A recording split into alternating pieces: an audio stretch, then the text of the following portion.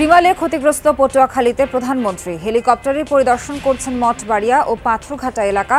ত্রাণ দেবেন ২,০০০ দুর্গত মানুষকে। উত্তরাঞ্চলের কয়েক জেলায় মধ্যরাতে আকস্মিক ঝড়। দিনাজপুরে ভেঙেছে গাছ, বিদ্যুতের খুঁটি। প্রবল বর্ষণ আর পাহাড়ি ঢলে সিলেটে দেখা দিয়েছে বন্যা। রাত্রে পানি উঠছে, এখন গরু আছে আপনার খমর পানি। আজ প্রায় ৩টা থেকে শুরু করে আজ সকাল ৭টা ৮টা অবধি প্রচুর মানে বৃষ্টি হওয়ায় ৯টি ইউনিয়নের প্রত্যেকটা ওয়ার্ড আমাদের পানিতে তলিয়ে গেছে। মিশর গাজা সীমান্তের ফিলাডেলফি করিডর দখল করেছে ইসরায়েলি সেনারা। আরও অন্তত ৭ মাস আগ্রাসন চালিয়ে যাওয়ার ইঙ্গিত তেল আবিবের।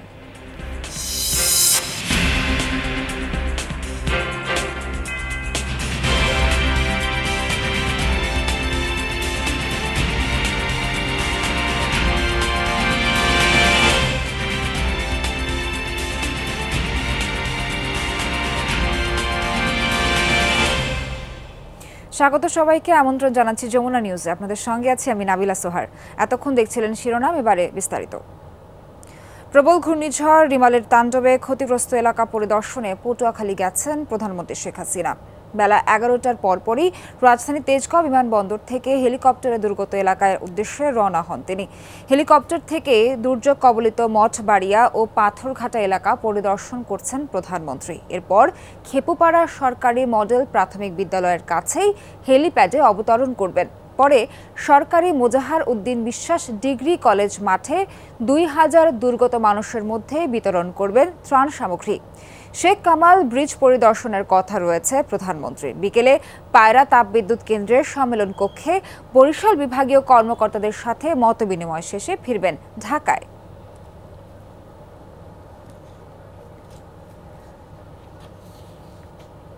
এই মুহূর্তে পটুয়াখালী আছেন আমাদের সহকর্মী তাওহিদ মিথুন। যাচ্ছি তার কাছে। মিথুন, আমাদের প্রধানমন্ত্রী ঠিক কয়টা নাগাদ মাঠে আসতে পারেন এবং তার কর্মসূচি সম্পর্কে আপনার কাছে কি তথ্য আছে, বিস্তারিত জানাবেন।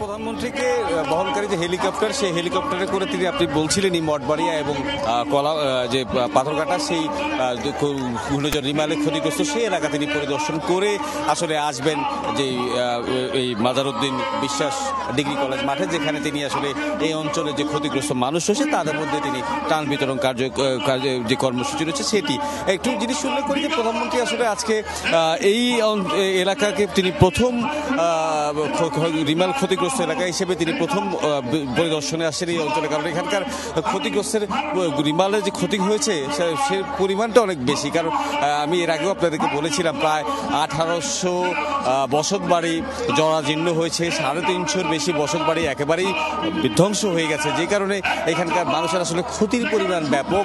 সেই অবস্থা বিবেচনা করে প্রধানমন্ত্রী এলাকা পরিদর্শন করে আসলে যারা এই যে সাধারণ মানুষ যারা আসছেন তাদের ক্ষয়ক্ষতি নিয়ে তিনি তাদের জন্য যে উপকার, যে সহযোগিতা করা, সেই সহযোগিতার আশ্বস্ত দেবেনই। পাশাপাশি আজকে তিনি এখানে নিজে উপস্থিত থেকেও তাদের মধ্যে ত্রাণ সামগ্রী বিতরণ করবেন। এবং এখানকার যে জেলা প্রশাসন রয়েছে তারা যেটি বলছেন যে প্রধানমন্ত্রী আসলে এখানকার যে দুর্গম এলাকায় এই ঘূর্ণিঝড়ের ক্ষতিগ্রস্ত এলাকায়, এই এলাকায় মানুষের কৃষি জমি, আবাদি জমিরও ক্ষয়ক্ষতি হয়েছে, সেই সব মিলিয়ে আসলে প্রধানমন্ত্রী কিছু নির্দেশনা দেবেন কিভাবে আসলে এই ক্ষতি মোকাবেলা করে দ্রুত তারা এই তাদের কাজকর্ম আবার স্বাভাবিক জীবনে ফিরে আসতে পারে। সোহান। মিথুন, ধন্যবাদ আপনাকে পটুয়াখালী থেকে যুক্ত হওয়ার জন্য। উত্তরাঞ্চলের কয়েক জেলার উপর দিয়ে ঝড় বয়ে গেছে। সবচেয়ে ক্ষতিগ্রস্ত দিনাজপুর। তাৎক্ষণিকভাবে কোনো প্রাণহানির খবর পাওয়া যায়নি। গত রাত ১:৩০টার দিকে রংপুর, কুড়িগ্রামের একাংশ ও দিনাজপুরে ঝড় শুরু হয়। এ সময় বজ্রসহ বৃষ্টি হয়েছে। প্রচণ্ড বেগে বাতাস বইতে থাকে। দিনাজপুর শহরের রাস্তায় গাছপালা উপড়ে গেছে। বালুয়াডাঙ্গা মোড় হয়ে গৌড়ের শহীদ ময়দানের আশপাশ এবং কলেজ মোড়, সুইহারি, পাহাড়পুর সহ বিভিন্ন এলাকায় গাছপালা ভেঙে পড়েছে। কোথাও কোথাও ভেঙেছে বিদ্যুতের খুঁটি। অনেক এলাকা বিদ্যুৎহীন। অসংখ্য ঘরবাড়ি ক্ষতিগ্রস্ত। ঝড়ে লিচু ও আমের বাগানও তছনছ। পাকা ধান পড়েছে ক্ষতির মুখে। সড়ক থেকে গাছপালা সরানোর কাজও চলছে। রাতের বেলা ঝড় হয়েছে, বড় ঝড়, বাড়িঘর দৌড়ে ভাঙে গেছে, গাছপালা ভাঙছে, কারেন্টের পিলারও ভাঙছে, কারেন্টও ওই জন্য নাই। এখন কারেন্ট ছাড়া তো আরো মুশকিল অবস্থা। বর্ষণ আর পাহাড়ি ঢলে সিলেটে দেখা দিয়েছে প্লাবন পরিস্থিতি। জলমগ্ন হচ্ছে নতুন নতুন এলাকা। প্রশাসনের পক্ষ থেকে দুর্গতদের আশ্রয় কেন্দ্রে নেওয়া হচ্ছে। জৈন্তাপুর উপজেলার সব শিক্ষা প্রতিষ্ঠানকে আশ্রয় কেন্দ্র ঘোষণা করা হয়েছে। সুরমা নদীর পানি কানাইঘাটে বিপদসীমার 169 সেন্টিমিটার ওপর দিয়ে প্রবাহিত হচ্ছে। পানি ঢুকেছে উপজেলা সদরে। নতুন করে প্লাবিত জকিগঞ্জ উপজেলার বেশ কয়েকটি ইউনিয়ন। জকিগঞ্জে অমলশীদ পয়েন্ট কুশিয়ারা নদীর পানি বিপদসীমার 195 সেন্টিমিটার ওপর দিয়ে প্রবাহিত হচ্ছে। পানি বৃদ্ধি অব্যাহত আছে সারি ও গোয়াইন নদীতে। যান চলাচল বন্ধ শালটিকর গোয়াইনঘাট রুটে। পরিস্থিতি বিবেচনায় সবাইকে আশ্রয় কেন্দ্রে নেওয়ার প্রস্তুতি রয়েছে বলে জানিয়েছেন জেলা প্রশাসক শেখ রাসেল হাসান। প্রয়োজনে সেনাবাহিনীর সহায়তাও চাওয়া হবে। খুব বেশি পানি বাড়ে, রাতকে বেশি বাড়িছে, এখন একটু কম হইলে এরপরেও নিরাপদ নাই। রাত্রে পানি উঠছে, এখন গরু আছে আপনার খমর পানি। রাত প্রায় 3টা থেকে শুরু করে আজ সকাল 7টা 8টা অবধি প্রচুর মানে বৃষ্টি হওয়ায় 9টি ইউনিয়নের প্রত্যেকটা ওয়ার্ড আমাদের পানিতে তলিয়ে গেছে। ঘূর্ণিঝড় রিমালের প্রভাবে ভারী বর্ষণের কারণে নারায়ণগঞ্জে ডিএনডি বাঁধের ভেতরে অনেক বাড়িঘর ও রাস্তাঘাট তলিয়ে আছে গত 3 দিন ধরে।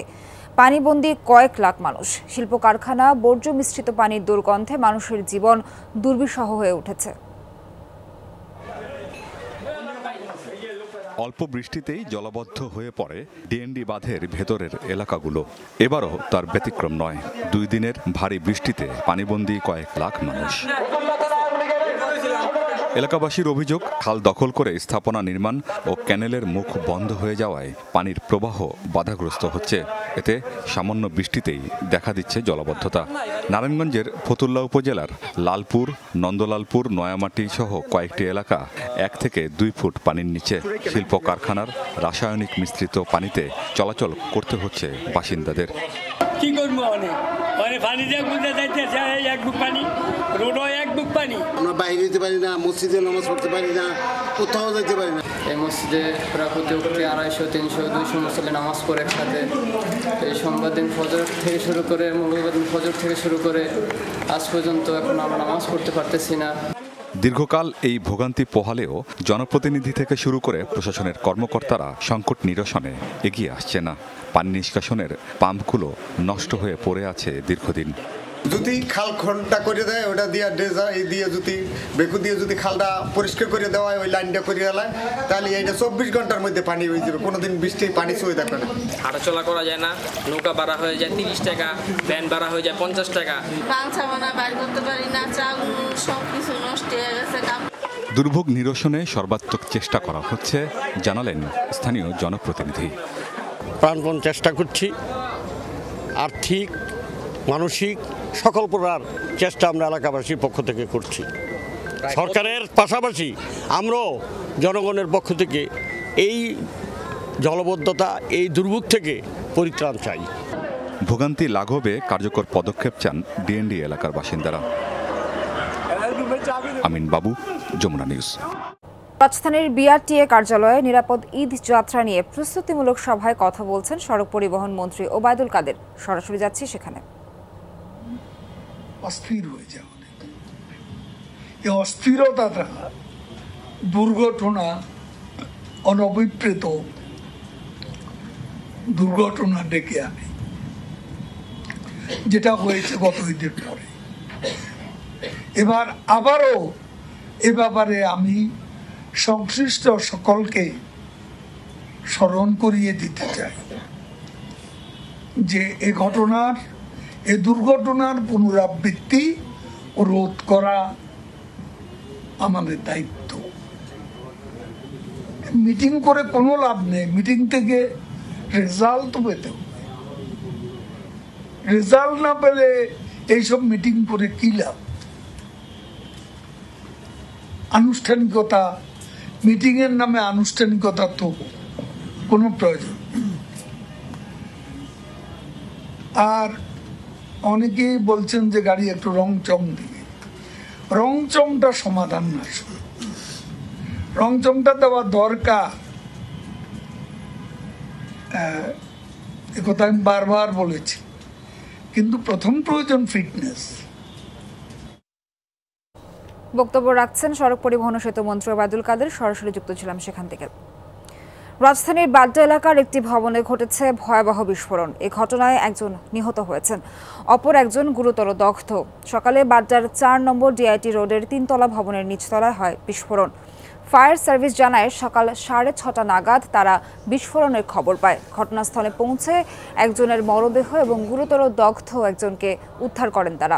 জানান, নিহত সোলাইমান বাসার বিপরীতে থাকা একটি হোটেলে কাজ করছিলেন। বিস্ফোরণে ভবনের মূল ফটক উড়ে গিয়ে তার গায়ে পড়ে। ঘটনাস্থলেই সে মারা যায়। আহত শান্তা ঢাকা মেডিকেলে ভর্তি আছেন। ফায়ার সার্ভিসের প্রাথমিক ধারণা, গ্যাস লিকেজ থেকেই এই দুর্ঘটনা। এই বাড়ির দরজা জানালা যা আছে সব রোডে পড়ে রয়েছে। এক ছেলে বলতেছে যে মামা আপনার বাসায় বিস্ফোরণ হয়েছে, মানে কি হয়েছে, গ্যাস থেকে হলো না কি ওটা বলতে পারে না। তাই সাথে দেখতেছি যে আমাদের বেহাল দশা। এখানে গ্যাসের লাইন আছে, সোয়ারেজের লাইন আছে। আমরা প্রত্যেকটা বিষয়ে আমরা সার্বিক বিষয়গুলো আমরা তদন্ত করে আমরা বলতে পারবো যে আসলে কি কারণে কোন গ্যাস থেকে এটা দুর্ঘটনাটা ঘটেছে। ধারণা যেটা আসলে কোনো গ্যাস এখানে আসলে কোনো ভেন্টিলেশনও ছিল না, গ্যাস থেকে হয়তো এটা বিস্ফোরণ হয়ে থাকতে পারে। এই মুহূর্তে যেতে চাই বাড্ডায় আমাদের সহকর্মী রাব্বি সিদ্দিকের কাছে। রাব্বি, আপনি এই মুহূর্তে ঘটনাস্থলে আছেন, আমাদের জানাবেন বিস্ফোরণে ওই ভবনের অন্যান্য ফ্লোরের কি কোনো ক্ষতি হয়েছে কিনা এবং এ বিষয়ে ফায়ার সার্ভিস ও আইন শৃঙ্খলা বাহিনীর তদন্ত এখন কোন পর্যায়ে আছে, কোনো তথ্য জানা গেছে কিনা? নাবিলা, বলে রাখি যে ঘটনাস্থলে কিন্তু বোম ডিসপোজাল ইউনিট তারা এসেছেন। তারা আসলে এখানে কেন বিস্ফোরণ হয়েছে সেই তদন্তই তারা এখানে এসেছেন। আর আমরা দেখেছি যে আইনশৃঙ্খলা বাহিনীর সদস্য তারা ঘটনার পরপর থেকেই এখানে আছেন, সেই সাথে ফায়ার সার্ভিসের কর্মীরাও আছেন এখানে। শুরু থেকেই কিন্তু বলা হচ্ছিল যে তিতাস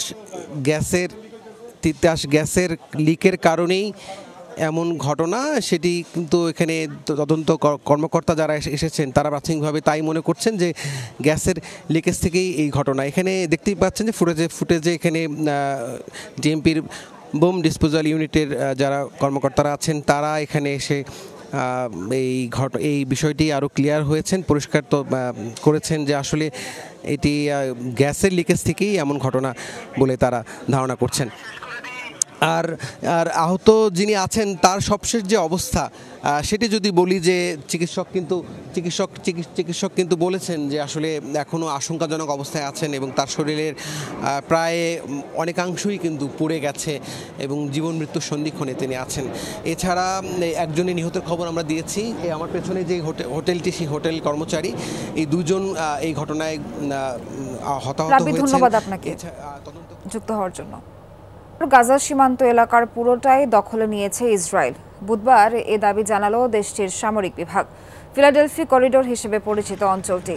আইডিএফ মুখপাত্র ড্যানিয়েল হ্যাগেরি বলেন, সীমান্ত এলাকায় কৌশলগত নিয়ন্ত্রণ নিয়েছে তেল আবিব। মিশরের সীমান্তবর্তী রাফায় সেনা তৎপরতার একটি ভিডিও প্রকাশ করেছে ইসরায়েলি প্রতিরক্ষা বিভাগ, যা হামাসের বিভিন্ন ঘাঁটি ও টানেলে অভিযানের চিত্র, এমন দাবি হ্যাগেরির। আইডিএফ বলছে, গত 10 দিনে অঞ্চলটিতে হামাসের 20টি টানেলের সন্ধান পেয়েছে তারা। মিশরের সাথে রয়েছে সেসবের সংযোগ। গাজায় আরও 7 মাস ধরে চলতে পারে ইসরায়েলের আগ্রাসন, এমন ইঙ্গিত দিয়েছে তেল আবিব। বুধবার এক টেলিভিশন চ্যানেলকে দেওয়া সাক্ষাৎকারে এই ইঙ্গিত দেন ইসরায়েলের জাতীয় নিরাপত্তা উপদেষ্টা জাসি হানিকবি।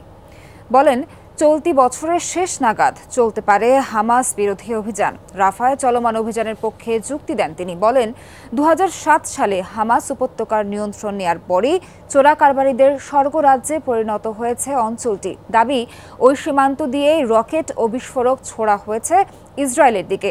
হামাসের সামরিক ও প্রশাসনিক সক্ষমতা ধ্বংসের হুঁশিয়ারি দেন হানিকবি। বলেন, নির্মূল করা হবে ইসলামিক জিহাদ সহ অন্যান্য ছোট ছোট স্বাধীনতাকামী সংগঠনগুলো। এই ছিল যমুনা নিউজের এখনকার আয়োজন। এতক্ষণ সাথে থাকার জন্য সবাইকে ধন্যবাদ।